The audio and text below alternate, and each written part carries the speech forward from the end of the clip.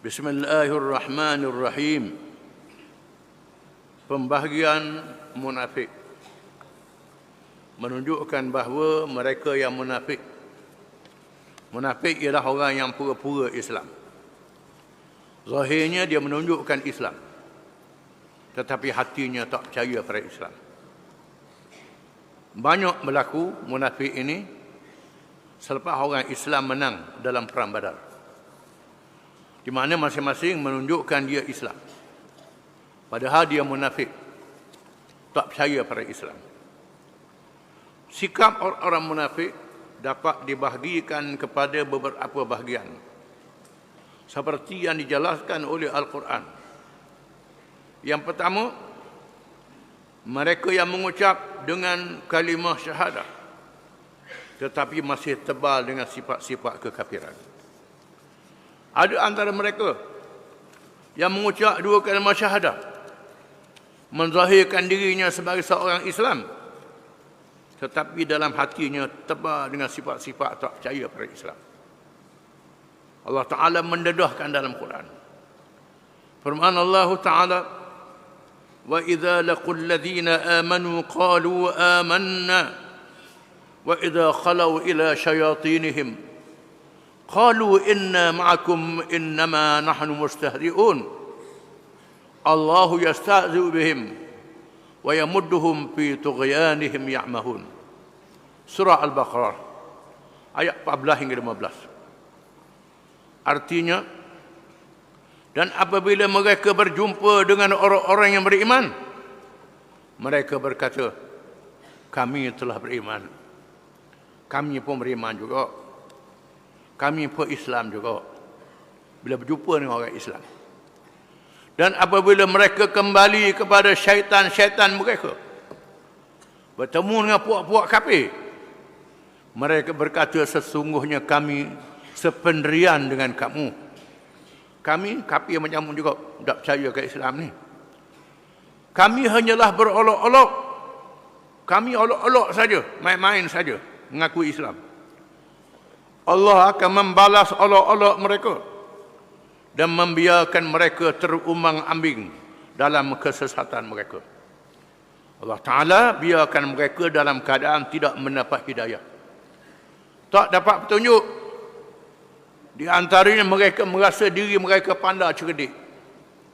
Allah Ta'ala tahu apa yang ada dalam hati mereka. Quran adalah kitab mukjizat, memberitahu kalangan yang ada di zaman Nabi SAW. Maka zaman tak ada Nabi lebih banyak lagi mereka munafik ini. Kalau Nabi ada cokoh, dia boleh jadi munafik.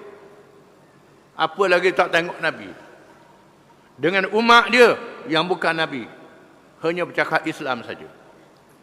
Bila tengok Islam dalam keadaan kuat, mereka mengaku mereka Islam juga. Dalam masa yang sama, berwala pada orang kafir, bersetia pada orang kafir, menganggap orang kafir lah yang menyenangkan mereka, lupa nikmat Allah, kurnia Allah Ta'ala dengan Islam. Tak percaya pada Islam, percaya bahawa kenikmatan dan kemenangan itu dengan sebab orang kafir. Ini satu golongan. Yang kedua, mereka yang lemah jiwa dan akal, di mana golongan ini mengucap dengan kalimah syahadah tetapi mempunyai pegangan akidah serta tidak juga berpegang teguh kepada kufur. Hakikatnya jiwa mereka lebih kepada sifat-sifat kufur. Yang kedua, mereka yang lemah imannya. Imannya sangat lemah. Kebetulan ibu bapa dia Islam, dia pun Islam juga lah. Dia bercampur dengan orang Islam, Islam juga lah dia. Tetapi bila depan dengan orang kafir, bercampur dengan orang kafir, hilang iman dia, hilang keislaman dia, hilang. Di mana perasaan simpati dengan orang kafir lebih kuat.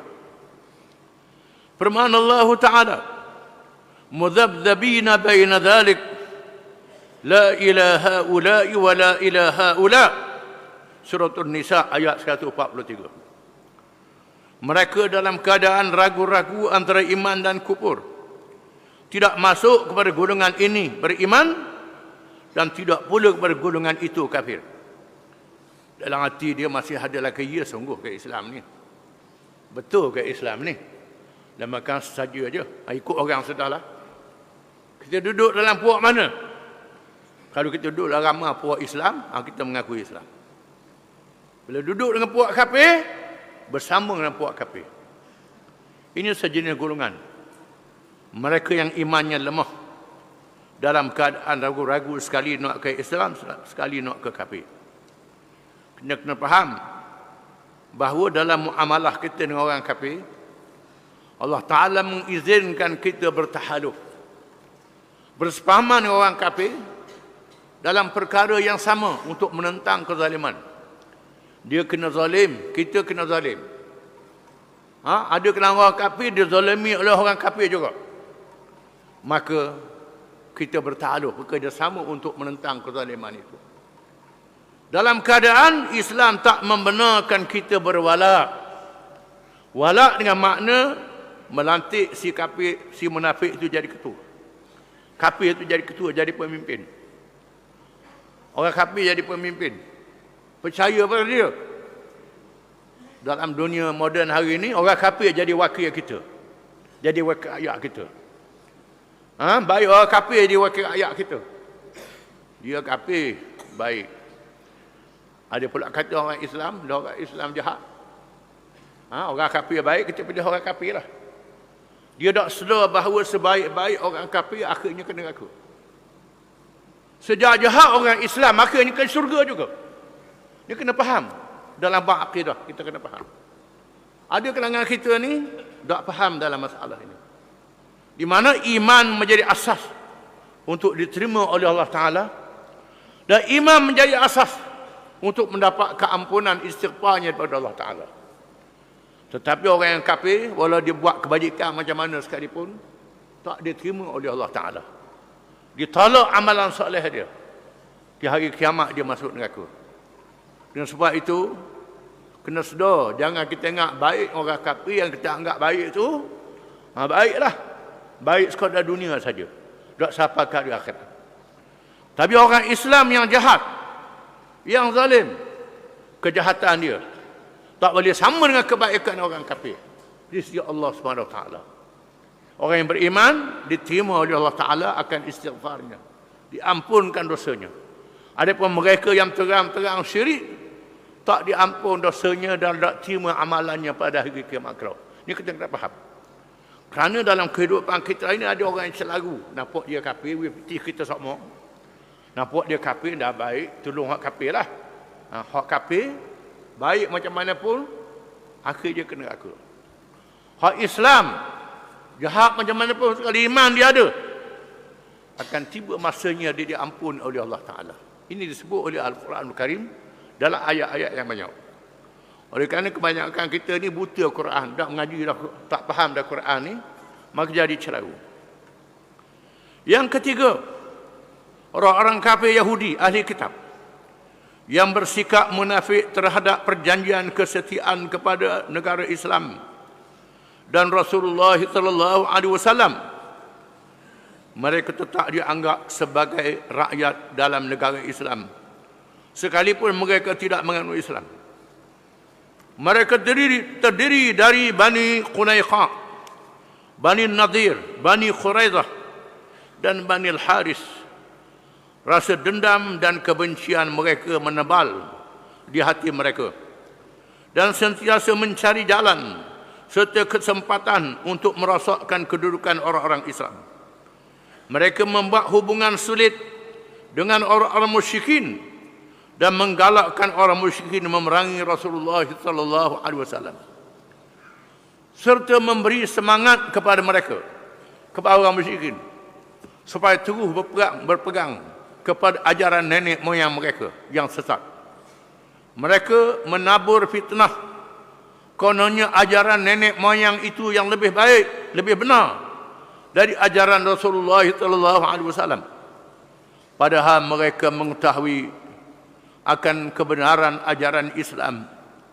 Pemimpin munafik Abdullah bin Ubay sering membuat hubungan dengan orang-orang Yahudi dan berjanji untuk bersama memerangi Rasulullah sallallahu alaihi wasallam serta menghalaunya dari Madinah.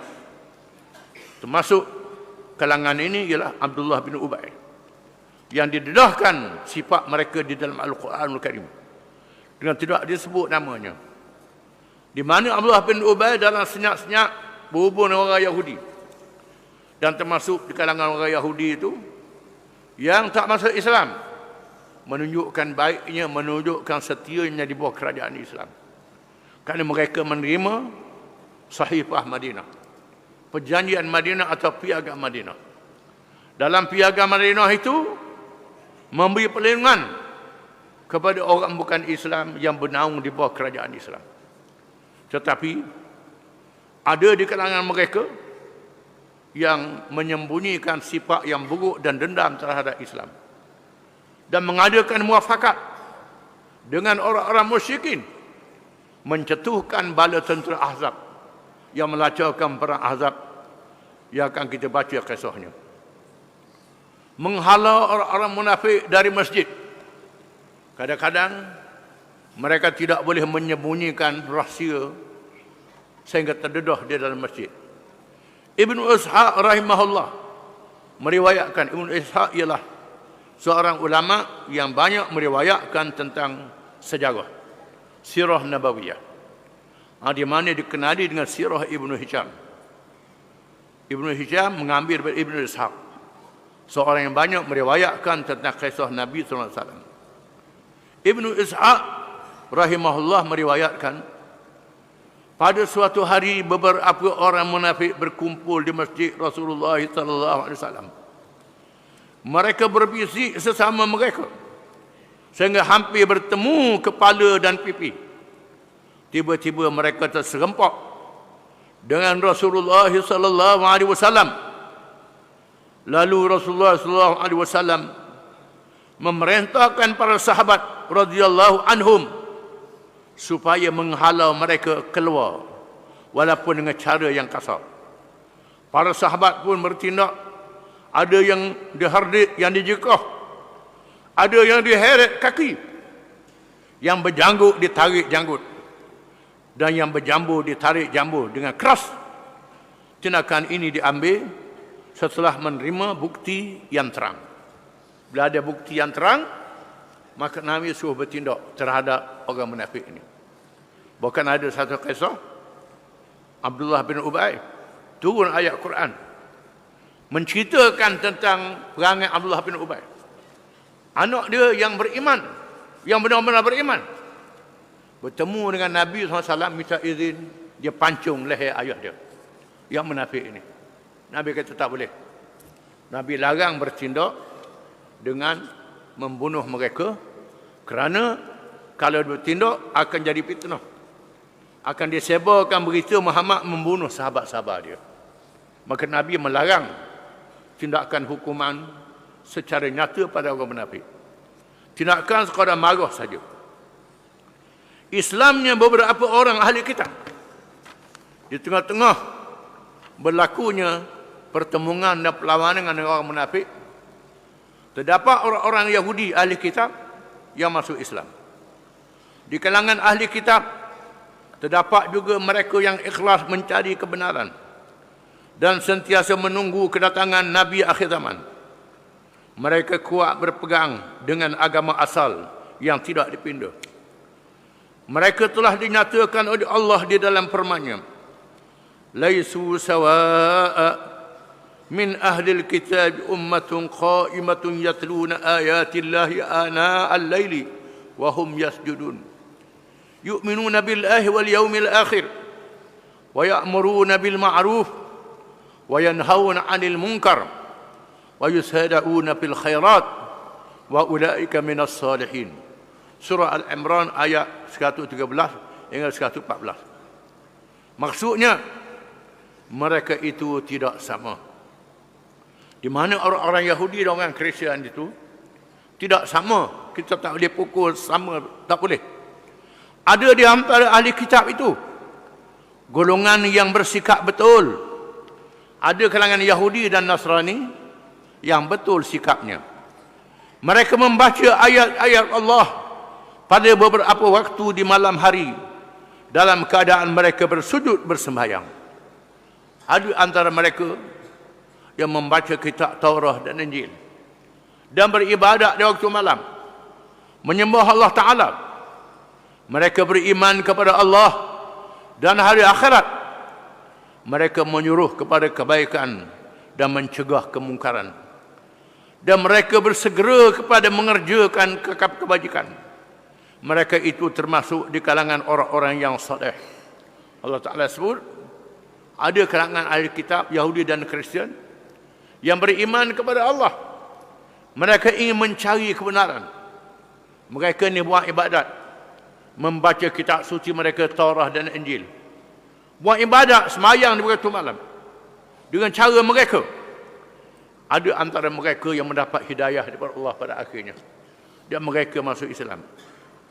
Di antaranya Abdullah bin Salam, Mukhairiq dan lain-lain lagi radhiyallahu anhum yang masuk Islam di zaman Nabi SAW.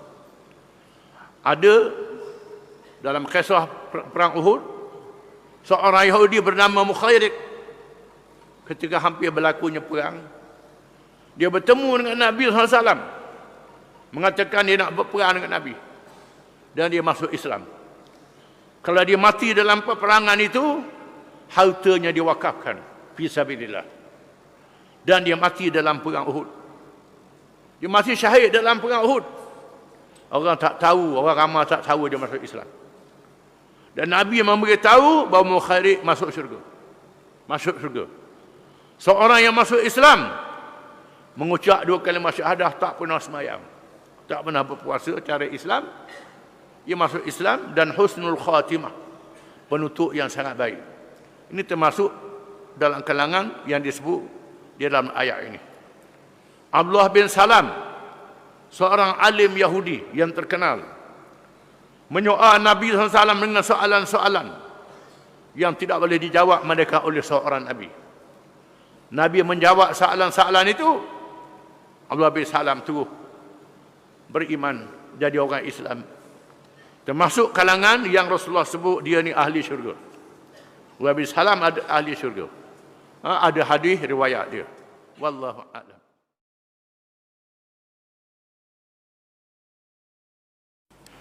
Bismillahirrahmanirrahim. Peperangan dengan Bani Sulaim di Al-Qadar. Pada bulan Syawal tahun Hijrah kedua, Perang Badar berlaku pada bulan Ramadan.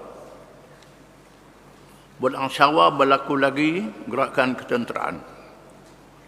Hanya beberapa hari sahaja selepas peristiwa Badar, Rasulullah SAW mendapat maklumat dari pasukan pengintip bahawa Bani Sulaim yang tinggal di Al-Qadar mengumpulkan pasukan bersenjata untuk menyerang Madinah. Baginda SAW menggempur mereka dengan 200 orang tentera. Mereka telah bertempiaran lari, meninggalkan rumah dan kampung halaman tanpa melawan. Sebanyak 500 ekor unta telah dirampas oleh tentera Islam, dan seorang hamba telah ditawan. Rasulullah SAW telah membahagikan ghanimah rampasan tersebut. Setelah dicabut khumusnya, dicabut 1/5-nya. Masing-masing mendapat 2 ekor unta, dan hamba yang ditawan itu dimerdekakan. Dilakukan hukum ghanimah setelah tentera Islam berjaya mengalahkan Bani Sulaim tanpa melawan. Mereka melarikan diri, meninggalkan kampung halaman mereka. Tentera Islam merampas 500 ekor unta, dan seorang hamba, abdi, ditawan. Lalu Nabi SAW melaksanakan hukum ghanimah. Hukum ghanimah ialah 1/5 diambil oleh pemerintah dan 4/5 dibahagi di kalangan tentera. Itu harta yang boleh dialih, yang dirampas. Harta yang tak dialih, tak dibahagikan begitu. Harta yang boleh dialih dibagi 5. Masa itu pada tenteranya tidak ada gaji. Gaji tak ada. Maka ganjarannya ialah harta rampasan perang yang diambil daripada musuh, sama ada pada jasad musuh ataupun harta yang ditinggalkan oleh musuh. Dibagi 5 mengikut hukum Al-Quranul Karim. 1/5 diambil oleh pemerintah, 4/5 dibahagikan di kalangan tentera. Adapun hamba, seorang saja dimerdekakan. Di sini menunjukkan bahawa Islam menggalakkan memerdekakan hamba. Islam menerima wujudnya hamba kerana masyarakat perhambaan berlaku di masa itu. Tak boleh dihapuskan dengan serta-merta. Kalau tawanan Islam dijadikan hamba abdi, maka tawanan musuh Islam juga dijadikan hamba abdi. Bezanya boleh dibuat pertukaran yang ditawan itu, pertukaran tawanan perang. Dia bebas orang kita bebas orang dia. Kalau tak dibebaskan, Islam mewajibkan menjaga hamba itu dengan hukum wajib. Tak boleh diseksa, tak boleh dipaksa, dan diberi nafkah sebagaimana nafkah anak isteri. Ini kewajipan dalam Islam. Kalau seksa, tak beri nafkah cukup, berdosa. Macam yang tak beri nafkah pada anak isteri. Dan Islam menggalakkan pemerdekaan hamba. Kalau merdekakan hamba, pahalanya sangat besar. Dijadikan denda beberapa kesalahan memerdekakan hamba. Di antaranya orang yang membunuh dengan tidak sengaja. Berlaku pembunuhan dengan tidak sengaja, menyebabkan kematian. Di antara hukumannya memerdekakan hamba. Barang siapa yang bergurau memerdekakan hamba, automatik merdeka walaupun bergurau. Itu hukum syarak. Barang siapa yang memerdekakan hamba, pahalanya sangat besar. Maka amalan ini menghilangkan amalan hamba dalam masyarakat Islam. Hilang. Bahkan di kalangan hamba-hamba ini, ada yang belajar menjadi ulama-ulama yang besar. Ada kalangan mereka yang jadi pemimpin, jadi raja pun ada dalam sejarah Islam. Inilah dia Islam. Maka Islam menggalakkan hamba dimerdekakan. Oleh kerana yang ditawan itu seorang, pada tenteranya 200 orang. Nak bagi pada siapa dia? Nak bagi. Maka dimerdekakan hamba itu. Pakatan membunuh Rasulullah SAW. Kesan peperangan Badar masih membara di hati orang-orang musyrikin Mekah. Rasa dendam masih panas, mendidih di sanubari masing-masing. Mereka mencari dan menunggu peluang untuk bertindak. Di saat ia membakar ini, tiba-tiba berkumpul 2 orang musyrikin untuk membincangkan tindakan yang hendak diambil. Mereka berdua ialah Umair bin Wahab Al-Jamhi dan Safwan bin Umayyah. Mereka berdua adalah termasuk di dalam jumlah syaitan musyrikin Quraisy. Anak para Umair adalah salah seorang yang menjadi tawanan yang masih ditahan di Madinah. Mereka berbual-bual tentang peristiwa Badar di Hijr. Hijr ini nama satu daerah. Sekarang ini duduk di Emirat. Menyebut orang-orang yang terbunuh dalam peperangan itu. Tiba-tiba Safwan berkata, "Demi Allah, tiada kebaikan hidup selepas mereka." Umar menjawab, "Demi Allah, kalau tidak kerana hutang yang membebankan aku, yang belum dapat dijelaskan, dan keluarga yang ditinggalkan, aku mahu pergi sehingga dapat membunuh Muhammad, kerana anakku masih lagi dalam tawanan mereka." Umar menegaskan bahawa dia ada masalah, anak dia ditawan, dan masalah-masalah lain yang dibuat oleh Muhammad. Kalau ada kemudahan, aku sanggup membunuh Muhammad, kata dia. Safwan terus mengambil kesempatan ini dan berkata, hutangmu terserah kepadaku. Bilalah aku menjelaskannya dan keluargamu boleh tinggal bersama keluargaku.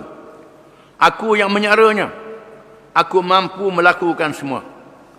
Kata Safwan, kalau mu sanggup bunuh Muhammad sungguh, aku sanggup bayar hutangmu. Dan keluargamu kalau mu mati aku jaga. Aku jaga, kata dia. Sanggup jaga. Rahsia perkara ini di antara aku dan kamu sahaja. Safwan menjawab, aku akan merahsiakannya. Aku akan merahsiakannya. Setelah menyediakan pedang yang tajam dan diletakkan racun, dia sediakan pedang yang tajam, diletakkan calon, direndam. Pedang tu dalam racun. Kalau luka sikit pun boleh mati. Umair pun terus bertolak ke Madinah. Terus pergi ke Madinah untuk melaksanakan rancangan membunuh Nabi SAW. Apabila dia sampai ke masjid, ketika sedang menunggu untanya, tiba-tiba Umar bin Al-Khattab radhiyallahu anhu yang sedang berbual-bual dengan beberapa orang sahabat yang lain melihatnya. Umar terpandang dan Umar kenal dia. Umar terus berkata, ini dia anjing musuh Allah Umair. Barangkali dia datang dengan tujuan jahat. Umar terus melaporkan kepada Rasulullah SAW. Wahai Nabi Allah, musuh Allah Umair datang dengan pandangan secara liar. Kata Sayyidina Umar, dia terpandang kepada Umair yang datang secara senyap dan dia tengok muka dia lain. Sabda Nabi SAW, bawa dia masuk berjumpa aku, kata Nabi. Nabi kata bawa dia bertemu dengan aku, berjumpa aku. Lalu Ali membawa dia masuk. Sayyidina Ali bawa Umair masuk. Beberapa orang sahabat di kalangan Ansar berkata, marilah kita masuk dan duduk di sisi Rasulullah SAW untuk mengawalnya dari si jahat ini, kerana keadaannya membimbangkan. Lalu sahabat-sahabat kerana Ansar mengatakan, tak boleh biarkan Nabi seorang. Kita kena kawal Nabi, duduk dekat Nabi. Apabila Rasulullah SAW melihat Umar, sedangkan Umar bersedia dengan pedangnya di atas bahunya. Umar bersedia dengan pedang di atas bahu dia, Umar pun sedia pedang. Rasulullah SAW bersabda, biarkanlah dia wahai Umar, sila datang dekat wahai Umar. Kata Nabi kepada Umar, biar Umar, jangan letak pedang tu, biar dia mari ngadap. Umar berkata selamat pagi. Umar berkata selamat pagi. Sallallahu alaihi wasallam bersabda, sesungguhnya Allah telah memuliakan kami dengan ucapan selamat yang lebih baik dari ucapanmu wahai Umar. Itulah salam yang juga menjadi ucapan di kalangan ahli syurga. Umar terus mengucap selamat pagi ke Nabi, selamat pagi. An'ama sabahal khair, selamat pagi. Lalu Nabi kata, Allah Ta'ala mengajar kami dengan cara hormat yang lebih baik, iaitu Assalamualaikum, ucapan ahli syurga. Seterusnya Rasulullah SAW bersabda, apakah tujuanmu datang kemari wahai Umar? Nabi terus tanya, apa tujuanmu mari wahai Umar? Umar menjawab, aku datang kerana urusan tawanan yang di dalam tanganmu, supaya kamu berlaku baik kepadanya.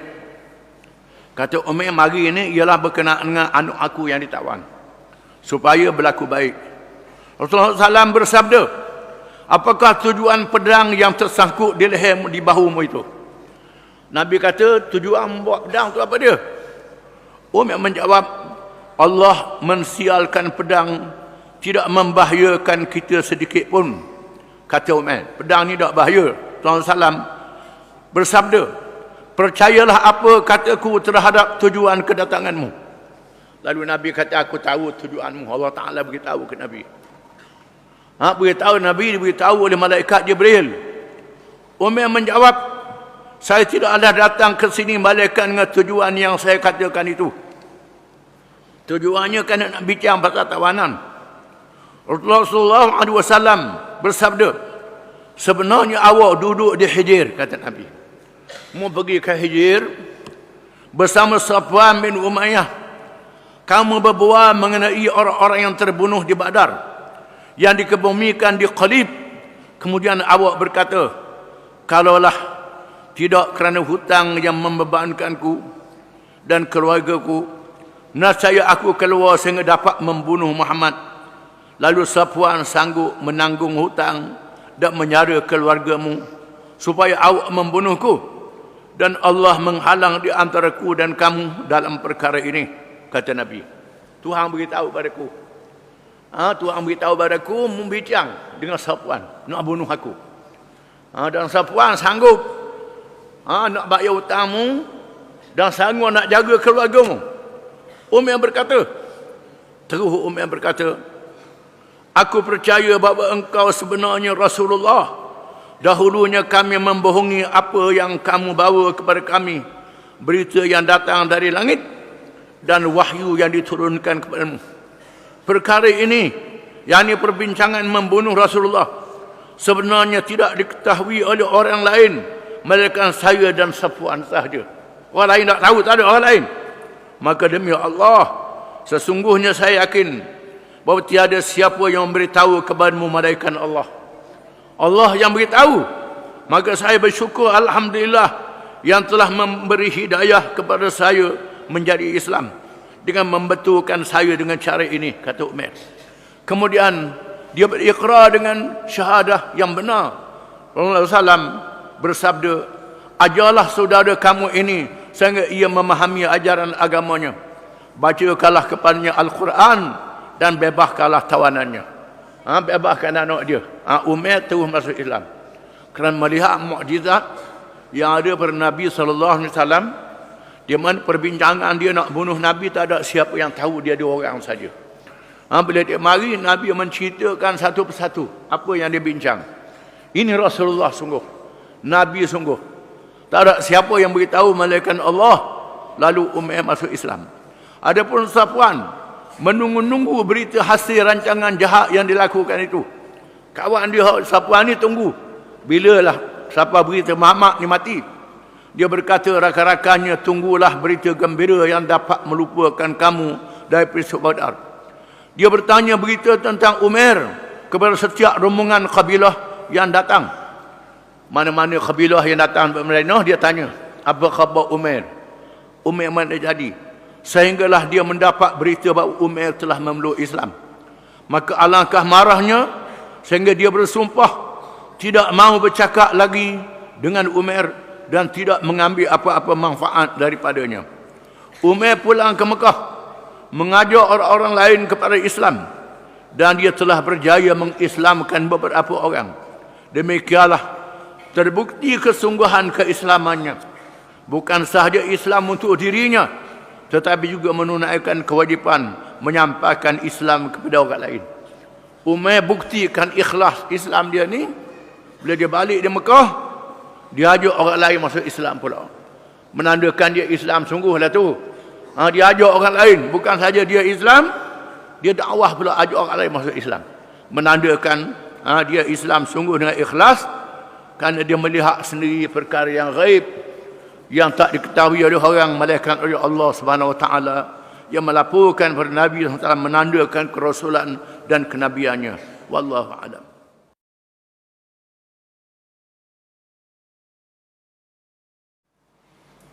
Bismillahirrahmanirrahim. Khianat Yahudi dalam Piagam Madinah yang dimeterai, antara kandungannya menyatakan penerimaan orang-orang Yahudi sebagai rakyat negara Islam. Orang-orang Islam berpegang teguh dengan penyataan tersebut kerana ia merupakan perintah agama, walaupun perjanjian itu dibuat dengan orang-orang kafir. Tetapi orang-orang Yahudi yang memang terkenal dengan sikap khianat, walaupun membuat perjanjian dengan Allah dan para nabi, mereka tetap mengulangi sikap yang sama terhadap Rasulullah sallallahu alaihi wasallam.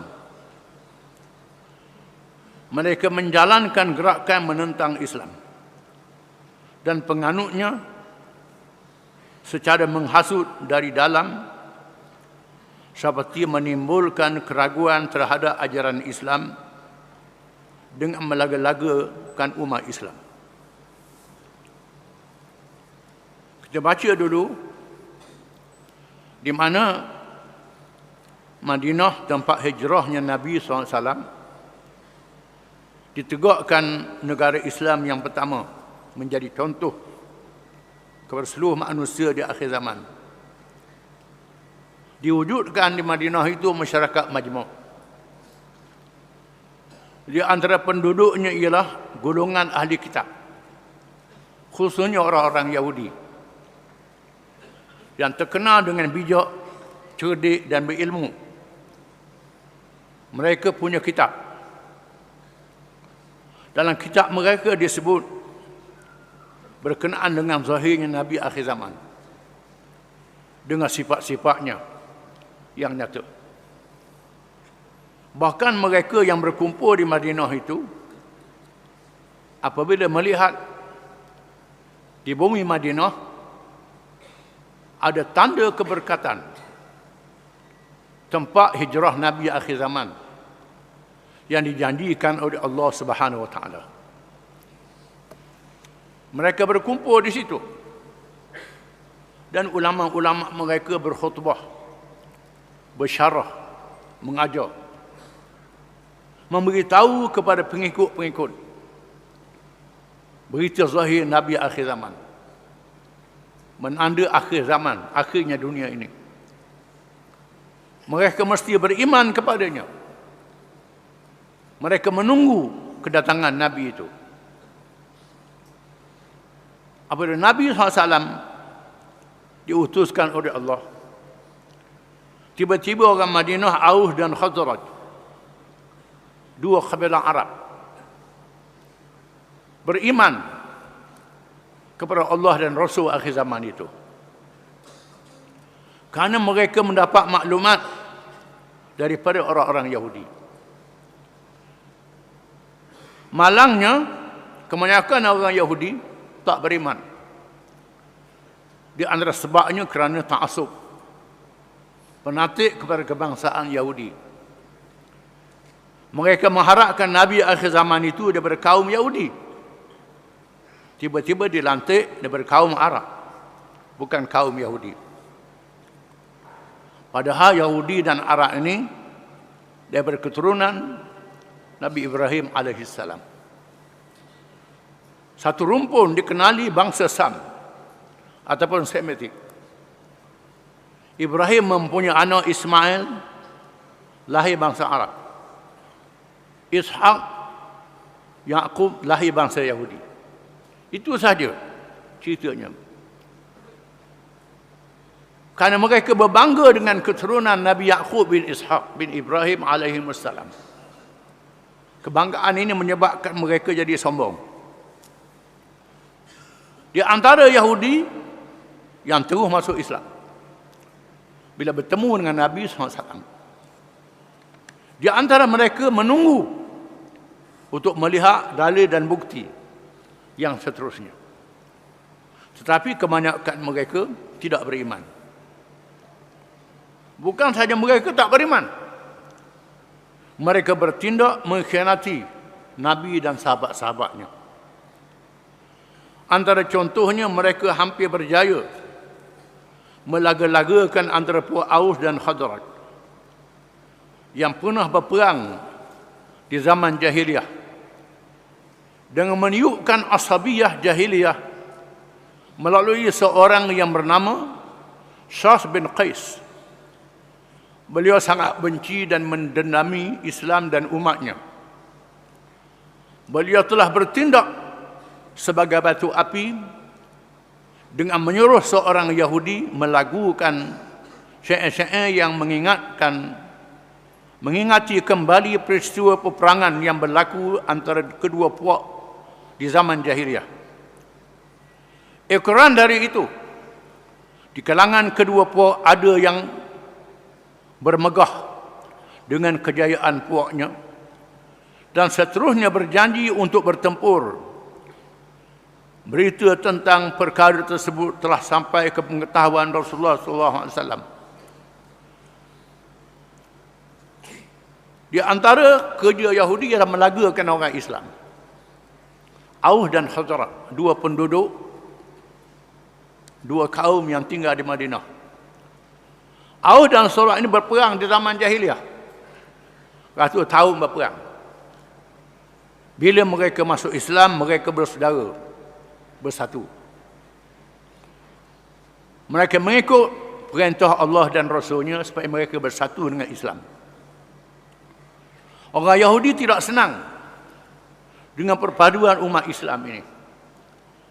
Lalu mereka merancang untuk melagakan Aus dan Khazraj. Caranya ialah menggunakan sastra. Di antara hasil sastra ialah syair. Jadi kebanggaan orang Arab.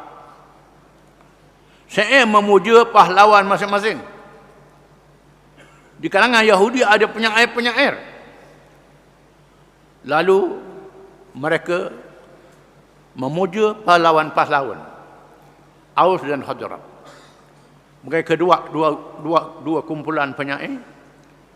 Yang satu memuja pahlawan Aus, yang satu lagi memuja pahlawan Khazraj. Akhirnya masing-masing bersemangat dengan kaum masing-masing, berkelahi, berbalah.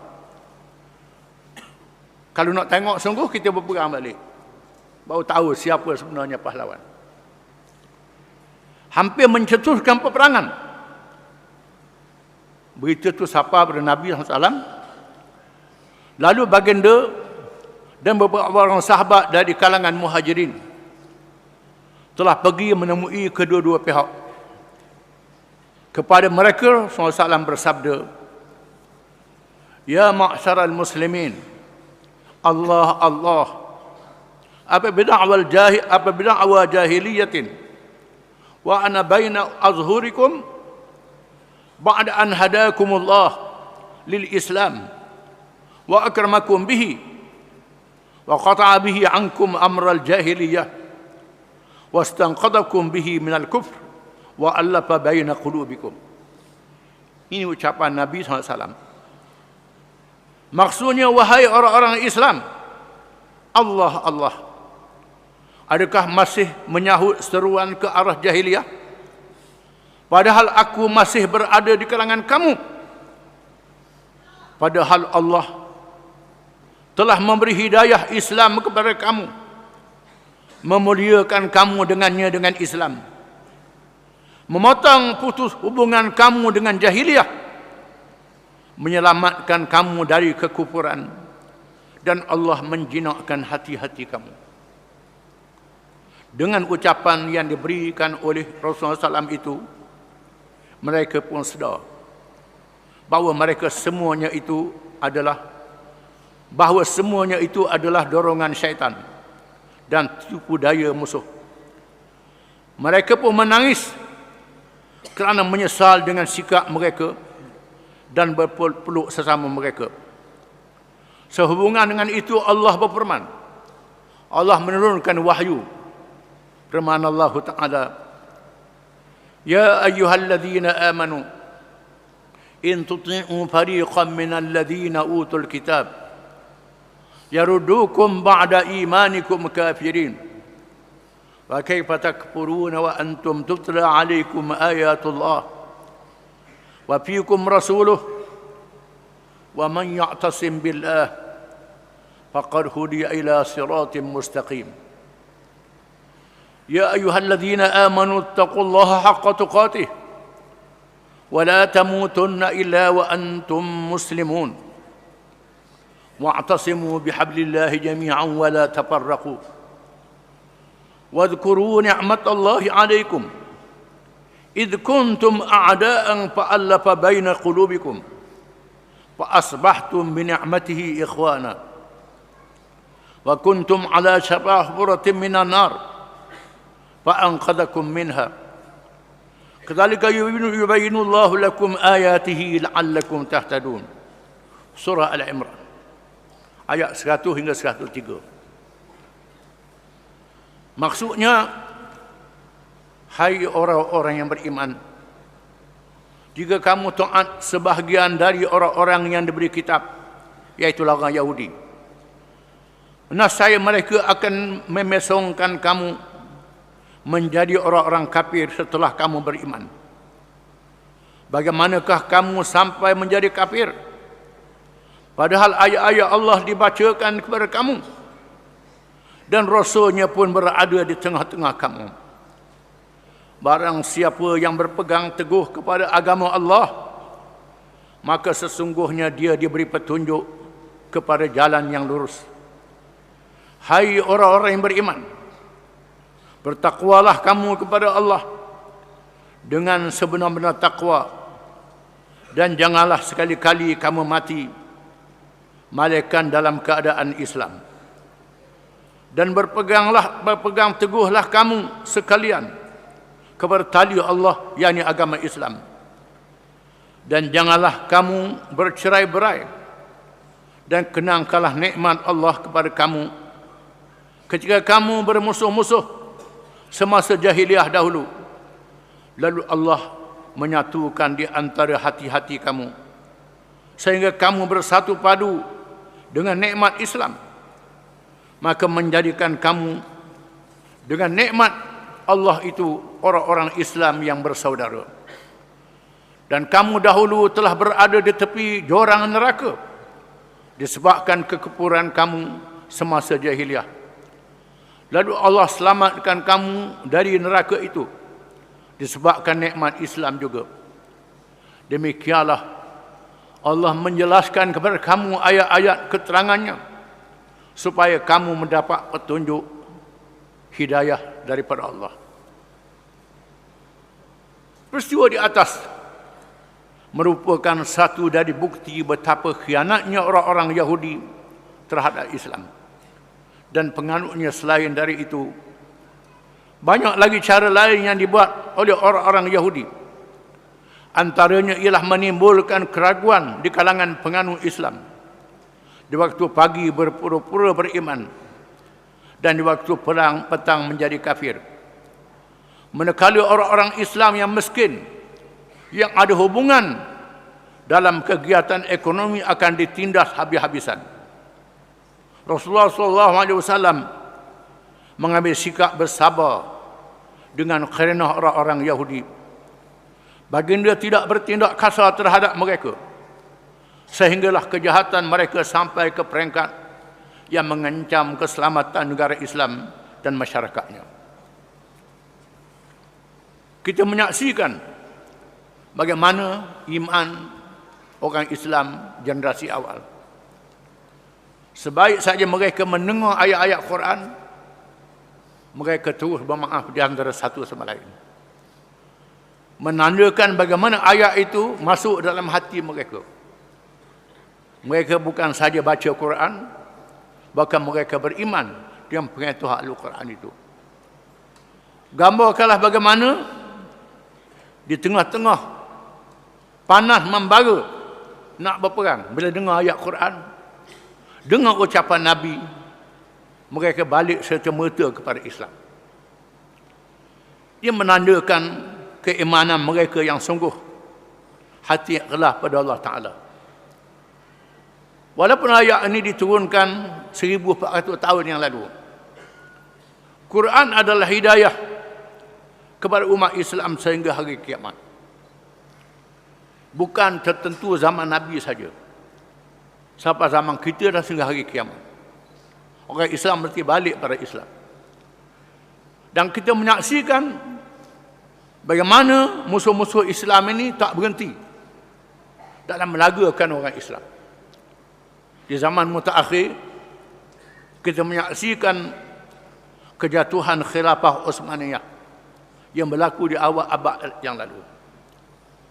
Puncanya ialah apabila golongan ahli kitab yang menjajah pemikiran umat Islam telah berjaya memasukkan fahaman nasionalisme fanatik kebangsaan dalam diri orang Islam. Tidak dinafikan bahawa kerajaan Islam Turki berlaku zalim. Tak dinafikan. Ada kelemahan-kelemahan mereka. Tetapi tidak wajar bagi orang Islam meninggalkan Islam, kembali kepada kebangsaan, lupa pada petunjuk Allah Subhanahu wa taala. Malangnya di masa mutaakhir, khususnya orang Arab, berjaya ditanam dengan semangat kebangsaan ini. Kita menyaksikan di abad yang lalu bagaimana Sultan Abdul Hamid, Sultan yang akhir Khalifah Utsmaniyah, berusaha untuk menyatukan orang Islam. Di antara melalui projek yang dikenali projek kereta api Hijaz, menyambungkan Turki dengan Madinah, Mekah, dan disambung rangkaiannya sehingga India, sehingga benua India, supaya orang Islam Asia Tenggara ni pergi ke Mekah, naik kapal sekadar India saja. Lepas tu mereka naik kereta api, meneruskan perjalanan, akan bertemu dengan orang Islam di India, bertemu dengan orang Islam di Afghanistan, Iran, masuk ke negeri Arab, untuk menjalinkan hubungan persaudaraan Islam.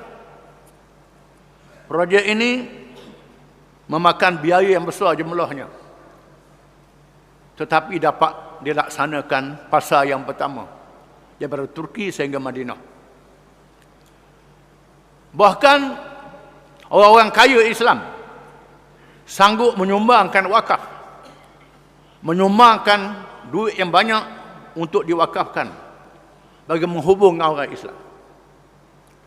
Tetapi malangnya, penjajah telah berjaya meniupkan semangat kebangsaan di dalam diri orang Arab dengan cara yang halus, mengambil sudut kezaliman orang Turki dan meniupkan semangat kebangsaan Arab, orang Arab yang layak jadi khalifah. Kena guling Turki, orang Arab jadi khalifah. Orang Arab yang layak jadi khalifah. Melalui ejen-ejen mereka di sebelah timur, Lawrence, yang berhubung dengan Raja Abdul Aziz yang menubuhkan Arab Saudi. Di sebelah barat, McMahon berhubung dengan Syarif Hussein yang menjadi Raja Hijaz di masa itu. Dua-dua ni membantu Ibnu Saud dan membantu Syarif Hussein untuk menentang Khalifah Utsmaniyah. Maka berlakulah revolusi Arab yang agung yang disebut As-Sawratul Arabiyyatul Kubra untuk menggulingkan Utsmaniyah. Maka berlakulah tindakan yang sangat mendukacitakan. Di antaranya orang Arab meletup rel kereta api yang sudah dibina. Meletup rel kereta api untuk menggagalkan projek ini di atas semangat kebangsaan Arab. Malangnya sampai hari ini orang Arab tak sedar, masih lagi dengan semangat kebangsaan itu. Bahkan diberitakan orang-orang Badui yang tinggal di Jordan, yang tinggal di Arab Saudi, berbangga dengan warisan kereta api ini kerana mereka dapat menggunakan kayu-kayu yang digunakan untuk lantaran kereta api untuk mudah mereka masuk. Sekadar itu saja. Jasanya ialah rel kereta api ini, kayu-kayu digunakan untuk masuk, untuk ibu haitai. Itu dalam kepada dia. Mereka lupa ini satu projek untuk menyatukan orang Islam. Sampai sekarang semangat kebangsaan ini masih berjalan. Kita tunggu bila-bila masa saja terus balik peperangan antara orang Islam dengan orang Islam. Peperangan yang besar. Peperangan secara proksi menjadi wakil kuasa-kuasa besar dunia. Apa yang berlaku di Libya, yang berlaku di Syria, yang berlaku di Yaman pada hari ini adalah sakibaki jahiliyah yang diamarkan oleh Al-Quranul Karim. Sepatutnya orang Islam sedar dan insaf. Kita kena sedar bahawa Allah Ta'ala jadikan dunia ini pasang surut. Tidak surut selama-lamanya. Dan tidak pasang selama-lamanya. Walaupun orang Islam mengalami zaman surut, apa yang berlaku adalah merupakan pusingan yang ditetapkan oleh Allah SWT. Kita yakin dan percaya Allah Ta'ala menetapkan ajal kerajaan-kerajaan dalam dunia. Tidak selama-lamanya orang Islam lemah. Akan tiba masa dia kuat. Tidak selama-lamanya musuh Islam tu kuat. Akan tiba masanya mereka lemah. Apa yang penting, kita orang Islam balik kepada tali Allah yang disebut dalam ayat ini baca tadi. Dan kena sedar, penentangan ahli kitab tidak selesai sekadar begitu sahaja, tetapi berpanjangan sehingga ke hari ini. Tetapi dalam bentuk yang baru. Jadi sekiranya mereka tidak dapat membawa orang-orang Islam menganut ajaran selain dari Islam, sekurang-kurangnya mereka akan berusaha supaya umat Islam terpesong dari ajaran Islam yang sebenar.